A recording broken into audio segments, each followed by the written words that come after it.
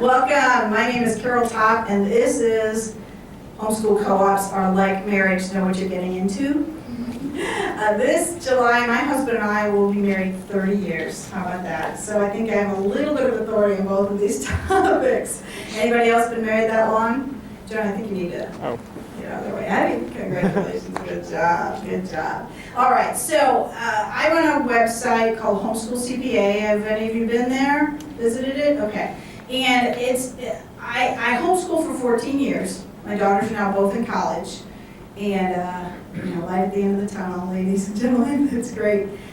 But I started using my accounting knowledge, because I'm a CPA, to help homeschool groups organize and understand what they need to do. Because, homeschooling started growing, and we started not just being the support group that was running on a shoestring, like maybe if you charged $25 a year, that was a lot of money, right?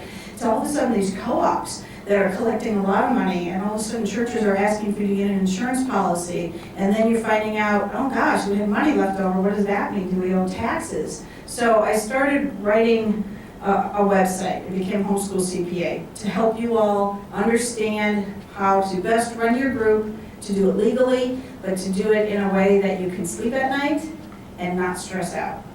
So my first book was called Homeschool Co-ops, How to Start Them, Run Them, and Not Burn Out. This is the old cover. I have some of these to give away to you at the end. The new cover looks like this. Just kind of to match some of my other books. I updated it. I wrote that in 2008. So, it's not ancient. It's 90% of it is still the same. I just had to fix some websites, things that get out of date, but most of the content is the same. So anyway, we're going to talk a lot about homeschool co-ops. You have a handout in front of you, so that's designed so we can just have a conversation here. You can ask me questions as I go through. Welcome. There's some handouts in the back there, ladies. Welcome. We're just getting started.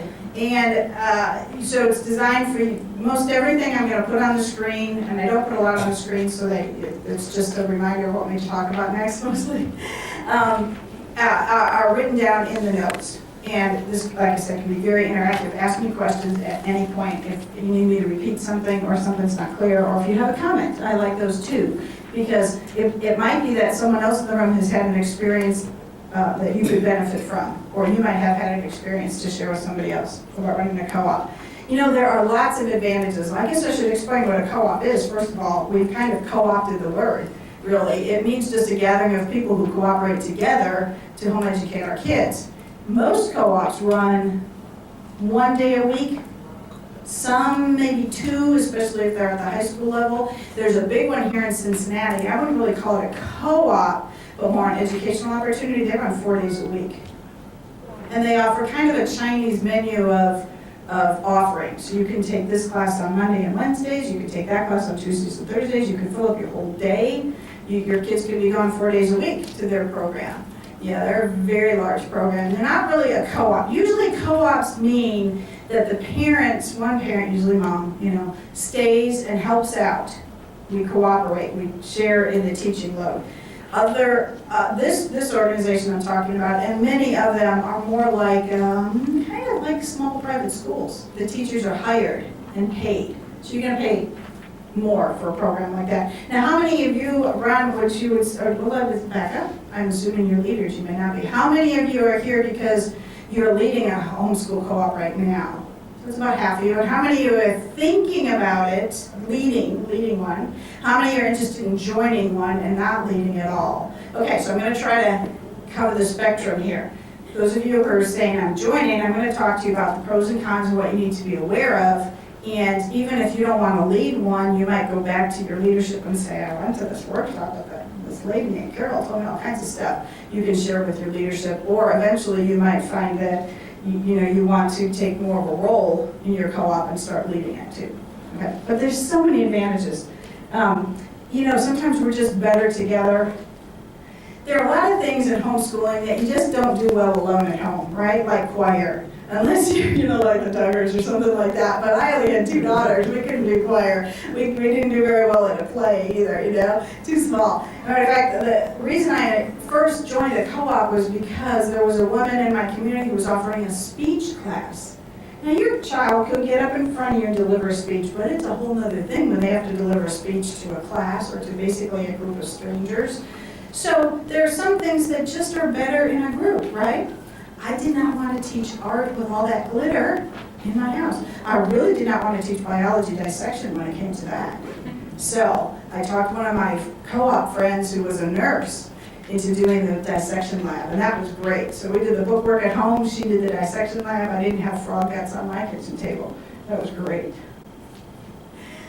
You also get to capitalize on the experience of others, other teachers. So this is a picture of my co-op from a few years ago. Like I said, my kids graduated, so but in the corner there, you can barely see her, is Pia. Pia was she's an actress, a theater professional. She toured and did theater. While at co-op, she did theater classes and put on plays and things like that. So my kids got to benefit from her experience. I don't speak a foreign language, but now most colleges require you to have a foreign language to get in. I wanted my kids to speak Spanish. I didn't learn Spanish. So fortunately, my homeschool co-op has a woman, her name's Cynthia. She was a Spanish major in college. I got to benefit from her experience. She taught my kids, right? That's the beauty of the co-op system. Another really huge advantage, and one of the reasons probably moms stick it out, is the encouragement we get from each other. At my co-op, and maybe some of yours are structured like this, or if you set one up, you might want to think about this. We have a time, hi, welcome, there's some handouts in the back, where we ask the parents to stay, and they volunteer 2 hours. We met for 3 hours, but you can do it whatever you want. This is just the co-op I belong to, and it's kind of pretty common from what I talk to lots of homeschool co-ops. We meet for 3 hours on a Friday. 2 hours they help, either help in class or teach. 1 hour they have free. And there was a part of the church that we rented, which is a bunch of couches. It was like the youth group room, you know, the youth group room always has a bunch of couches. And we set up food, and it was called Chew and Chat. And the women could just enjoy each other's company, talk. Some of them used the time to grade papers if they were teaching or something else. But it was kind of a mini support group every week right there at co-op. And that was a huge benefit to the parents, huge, because homeschooling can be hard, and it was nice for them to just get that shot in the arm once a week. And ultimately, a homeschool co-op is supposed to be fun. You like to picture this little guy in the front? He's kind of winking at you. Yeah, it is supposed to be fun. And also friendships are made, not just friendships among the parents, but some of my daughter's best friends were the friends that they made at their homeschool co-op. So, you know, it can form a community, hopefully, at its best. It doesn't have to. Sometimes your co-op might just be just to gather together to teach science class once a week for 6 weeks and you're done. That's okay too. So there's lots of different ways co-ops can be run, but ultimately it should be a little bit of fun. There's some handouts in the back.